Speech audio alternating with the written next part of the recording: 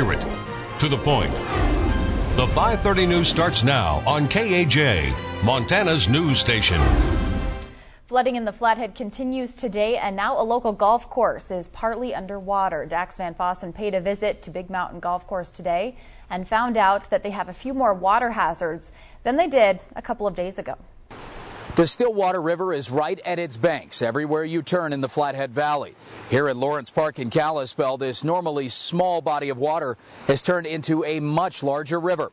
And no one knows that better than the people up at Big Mountain Golf Course. 2 days ago, this was a golf hole. Tuesday, large trees floated down a fairway on the back nine at Big Mountain Golf Course.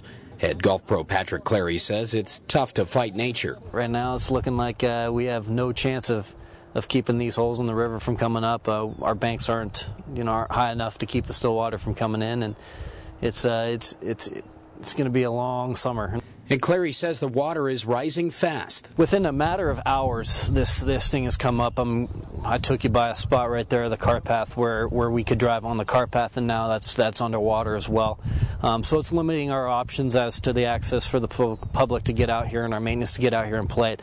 Then there is the issue of what kind of damage the flooding is causing the course, not to mention the loss of revenue.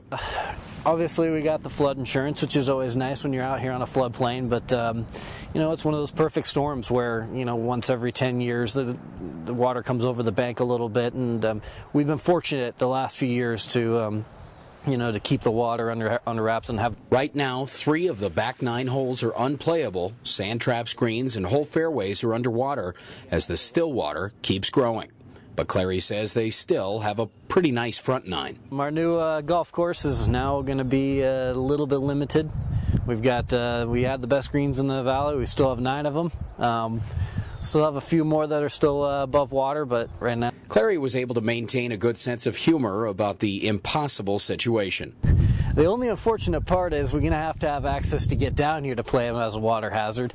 We have them marked yellow and red, but we're going to play casual water for a little while. Absolutely, preferred lies maybe. But in the Flathead, I'm Dax VanFossen for Montana's news station.